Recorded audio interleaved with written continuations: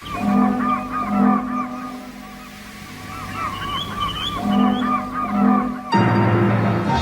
island of Sodor is surrounded by beautiful blue sea. It has fields of green and sandy yellow beaches. There are rivers, streams, and lots of trees where the birds sing. There are windmills and a coal mine, and docks where visitors to the island arrive. Welcome to the island of Sodor.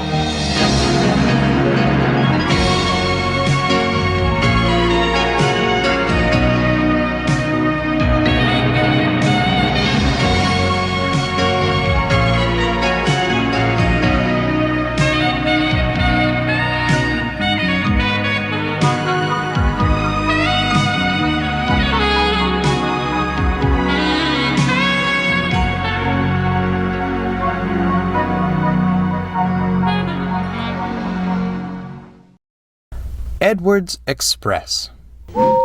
When Gordon arrived on the railway, Sir Topham Hatt purchased brand new express coaches for him.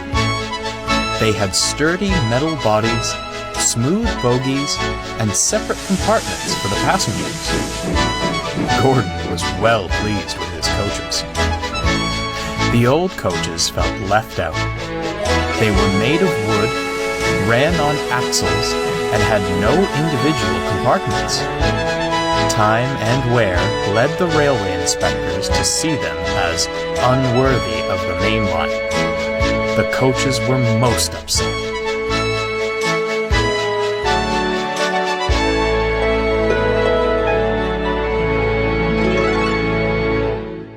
"Cheer up," smiled Edward, as he shunted them into the carriage sidings. "You'll still be useful on the branch line trains." "Branch lines!" They shuddered. "How embarrassing!" While Henry was shut in the tunnel, Edward took over his local trains. He knew all about being left behind, and brought the old coaches out every chance he got. This cheered them up.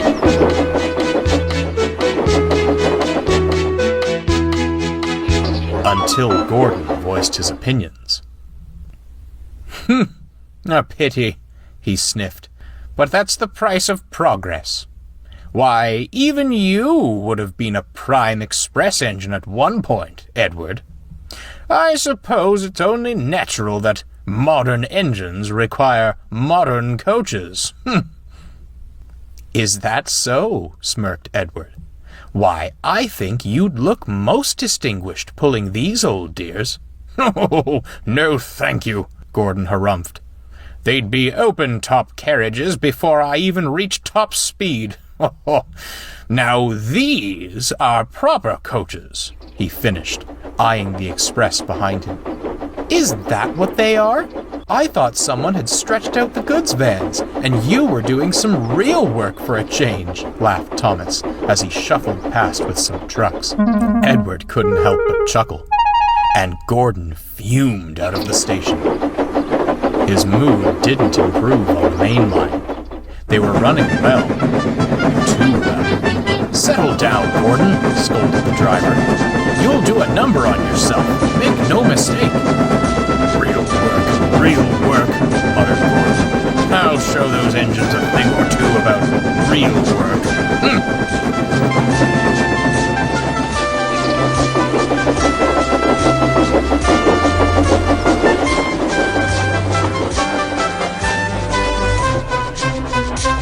The next morning, Gordon tried to leave the sheds, but he couldn't.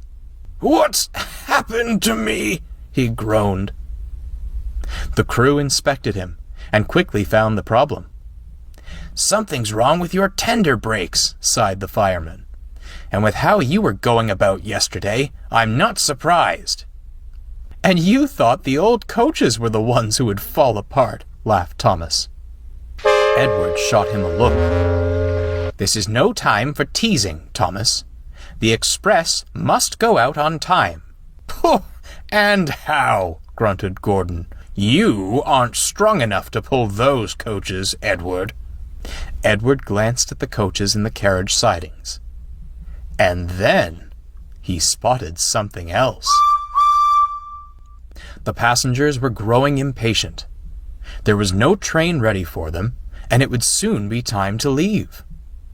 The fat controller had just stepped out of his office to see what the matter was, when he saw a most peculiar sight.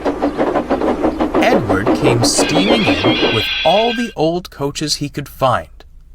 The passengers were surprised, but thankful they had a train at all. They hurriedly boarded the coaches, and the fat controller smiled. "Well done, Edward. Most resourceful of you. Don't push yourself too hard now." "I may not match Gordon's pace, sir," smiled Edward, "but I'll have a jolly good try." The guard blew his whistle, and Edward started away.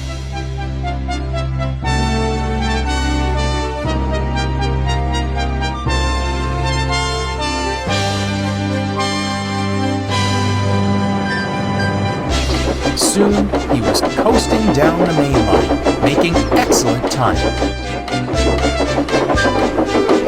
He whooshed through the tunnel, giving Henry quite a surprise.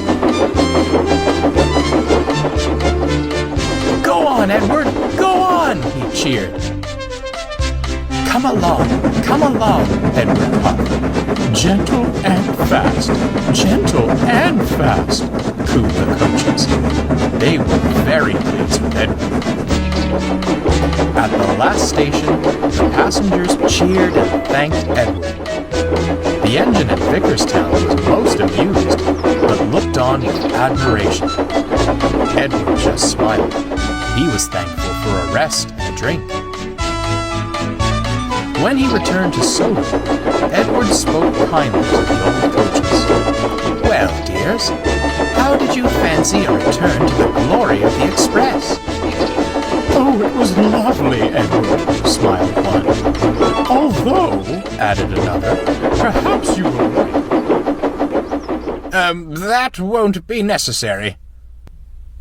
Gordon slunk up alongside. "The fat controller has given me temporary reprieve from the rigors of mainline work to rest my wheels," he stated grandly. "I shall escort these fine coaches to the shed." "That's not what he said," smirked Thomas. "He said you were to shunt in the yard until you learned not to be so big in the smoke box." "Take us away, then. Double quick, chop, chop," ordered the old coaches. Edward and Thomas laughed. Gordon went red in the face and shuffled silently away.